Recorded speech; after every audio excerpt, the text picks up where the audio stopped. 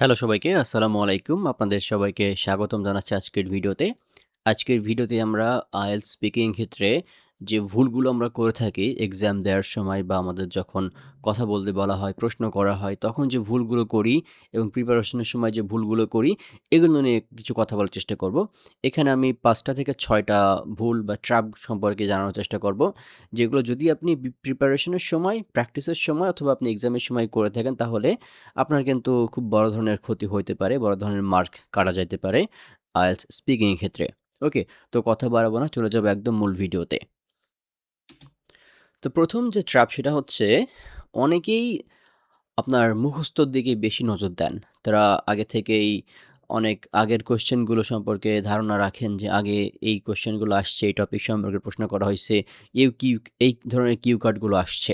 হ্যাঁ, আপনি জানা থাকলে ভালো। তখন বুঝতে পারবেন যে আসলে কোন ধরনের কোয়েশ্চেন করা হয়, খুব কমপ্লেক্স জিনিস কোয়েশ্চেন করা হয় কিনা বা খুব সহজ ধরনের কোয়েশ্চেন করা হয় কিনা বা প্রাসঙ্গিক কোনো প্রশ্ন করা হয় কিনা। এগুলো সম্পর্কে জানা থাকা ভালো। কিন্তু আপনি আগের কোয়েশ্চেনের উপর ফোকাস করে সেগুলো নিয়ে পড়ে থাকলেন, সেগুলোই পড়াশোনা করতেছেন, নতুন কিছু শিখতেছেন না, নতুন কিছু জানতেছেন না। অ্যান্ড মোস্ট ইম্পোর্টেন্টলি আপনি নিজে থেকে কিছু ডেভেলপ করতেছেন না। যে আপনি নিজে থেকে বা নিজের মতো করে বলতে পারতেছেন, এই জিনিসটা আপনি শিখতেছেন না।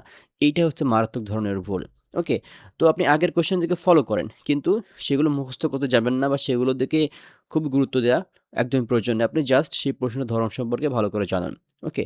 তো এই যে আমরা যখন মুখস্থ করি, এইটার প্রবলেমটা কি হয়? এইটা সাধারণত আনন্যাচারাল শোনা যায়। ওকে? এবং এটা আপনার ফ্লুয়েন্সি এবং কোহেরেন্স এর জন্য মারাত্মক হানিকর বা ঝুঁকিপূর্ণ বলা চলে এটা, আপনার ব্যান্ড স্কোরের জন্য। এরকম করবেন না এবং এইটা করতে গেলে আপনার এক্সামিনার বুঝে যায় যে আপনি মুখস্থ বলতেছেন এবং আপনি নিজ থেকে বা নিজে যেরকম কমিউনিকেশন করার সময় আমরা বিভিন্ন ইমোশন অ্যাড করি কথা বলার সময়, সেগুলো আপনি করতে পারবেন না। এটা অনেকটা ফোর্স টাইপের হয়ে যাবে। ওকে? তো সেজন্য আপনার কি করতে হবে? আপনাকে ফ্লেক্সিবল স্পিকিং এটা ট্রেনিং করতে হবে। অ্যান্ড একটা উত্তরকে কিভাবে সাজিয়ে গুছিয়ে বড় করে এক্সপ্লেইন করে আপনার সামঞ্জস্যতা বজায় রেখে কথা বলতে হয়, সেগুলো আপনাকে ভালো করে শিখতে হবে।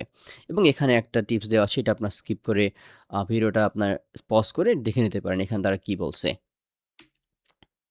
এবার আসি ওর্স অ্যান্সার কাউন্টস। এই কারণে একটা ভুল করে থাকি আমরা সাধারণত। ধরেন যে আমরা আইএলটিএস স্পিকিং পার্ট 1 এ যখন আমাদের নিজের সম্পর্কে কথা বলা হবে, তখন আমরা এটা খুব ভালো করে বলতে পারতেছি। আপনি আগে স্পিকিং পার্ট 1 প্র্যাকটিস করলেন, দেখতেছেন যে আমি তো এখানে ভালোই পারতেছি। তাহলে আমি এটার উপর বেশি ফোকাস করি। কারণ আইএলটিএস স্পিকিং এ ৩ টা পার্ট রয়েছে। ৩ টা পার্টের মধ্যে যদি আমি একটা পার্টে ভালো করি, এখানে আমি ব্যান্ড 8 বা 9 আকারে এই ধরন অনুযায়ী আমি পড়াশোনা করি বা এই ধরন অনুযায়ী প্র্যাকটিস করি, তাহলে হয়তো পরবর্তী পার্টে আমি একটু কম পাইলেও সেরকম অসুবিধা নেই, তাই না? তো এরকম যারা চিন্তা করেন তারা কিন্তু খুব বড় ধরনের ঝুঁকির মধ্যে আছেন। পার্ট 1 থেকে 3 পর্যন্ত হ্যাঁ, এখানে একটু আপনার আ সহজ থেকে কঠিন পর্যায়ে আসে। তবে আপনার সবকিছু মিলে কিন্তু সবকিছু মিলেই কিন্তু আপনাকে একটা মার্ক দেওয়া হয়। ঠিক আছে? তো আপনি যদি মনে করেন যে আপনি যে অ্যান্সারগুলো ভালো করে জানেন, যে অ্যান্সারগুলো আপনার বলতে সহজ হয়, সেগুলো আপনি আরও ভালো করে শেখেন এবং কঠিনগুলো আপনি স্কিপ করে যান, তাহলে কিন্তু আপনি বড় ধরনের সমস্যার মধ্যে আছেন। এগুলো একদমই করবেন না। কারণ সব ধরনের অ্যান্সার কিন্তু এখানে কাউন্টস হয় এবং এখানে যিনি আপনার হচ্ছে স্পিকিং নিবেন, তিনি একজন মানুষ। তার মধ্যে ইমোশন আছে, তার মধ্যে আল্লাহ তাআলা ব্রেইন দিছে। তিনি বুঝে যাবেন যে আপনি আসলে আগে থেকে মুখস্থ করে আসছেন, আপনি এগুলো পড়ছেন আর এগুলো পড়েন নাই। তো সব মিলাই কিন্তু তিনি আপনাকে একটা ওভারঅল ব্যান্ড স্কোর দেবে, যেটা অবশ্যই খুব বেশি হবে না।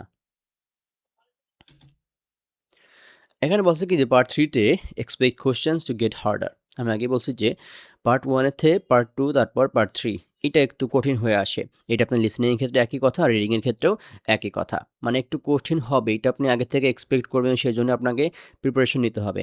তার মানে এই না যে কঠিন হবে আপনি একদম প্যানিক হয়ে যাবেন, আল্লাহ এখন পার্ট 3 আসছে, এখন যদি আমি না পারি তাইলে কি হবে, তাই না? এরকম করা যাবে না। আপনাকে জাস্ট সেই অনুযায়ী প্র্যাকটিস করে যেতে হবে। পার্ট 1 এ সাধারণত আপনাকে হচ্ছে পার্সোনাল কোয়েশ্চেন করা হবে যে আপনি এখন কি করেন? স্টুডেন্ট নাকি জব করতেছেন? বা হচ্ছে আপনি কোনটা পছন্দ, কোনটা অপছন্দ করেন? এই টাইপের কিছু কোয়েশ্চেন করা হবে। পার্ট 2 তে কিউ কার্ড থাকবে। সেখানে আপনাকে একটা নির্দিষ্ট বিষয়ের উপর কথা বলতে হবে ২ মিনিটের জন্য। এবং পার্ট 3 তে আপনি পার্ট 2 তে যে বিষয় নিয়ে কথা বলছেন, ওইটা সম্পর্কে আরো ইন ডেপথ কোয়েশ্চেন আস্ক করবে বা জিজ্ঞাসা করবে, যেখানে আপনি মূলত আরো এনালাইসিস করে বা আরো একটু বড় করে অ্যান্সারগুলো দিবেন।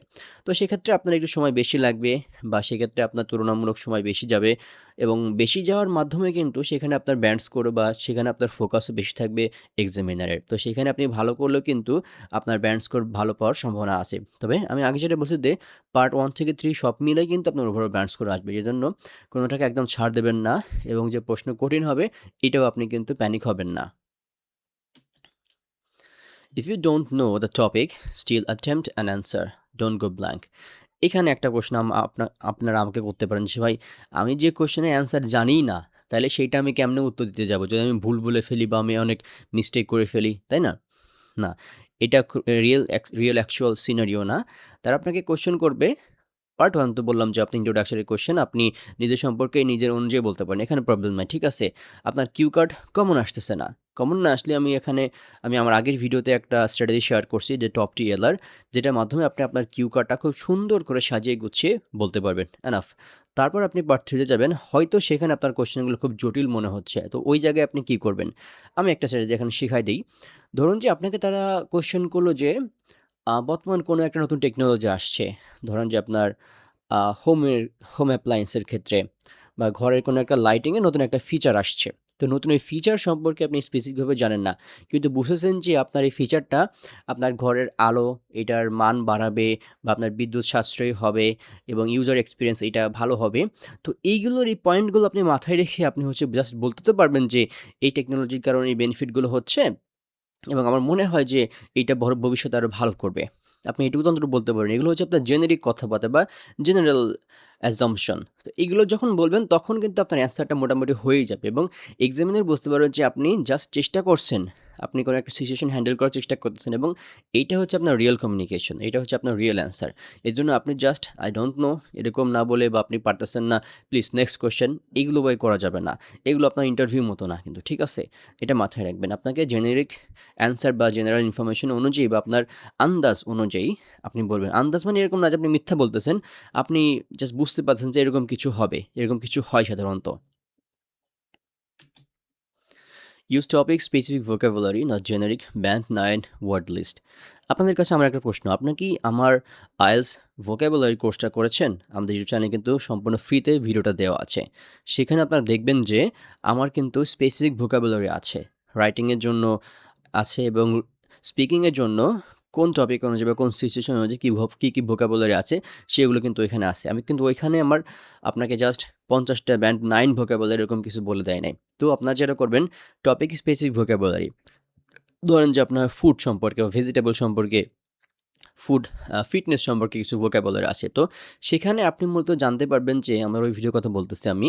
ওইখানে জানতে পারবেন যে ওইখানে কী ভালো, ভালো ভোকাবুলারি রয়েছে যেগুলো ইউজ করা যায়। যেগুলো হাই লেভেল ভোকাবুলারি। কী ফ্রেজাল ভার্ব রয়েছে, কী ইডিয়মস রয়েছে যেগুলো আপনারা যখন ওই টপিক সম্পর্কে কথা বলেন ব্যবহার করতে পারবেন। তো আপনারা ওই টপিক অনুযায়ী ম্যাক্সিমাম ভোকাবুলারিগুলো ক্যাপচার করার চেষ্টা করবেন যেগুলো আপনার কাছে ন্যাচারাল মনে হয়, যেগুলো আপনি ইজিলি ব্যবহার করতে পারতেছেন, হ্যাঁ?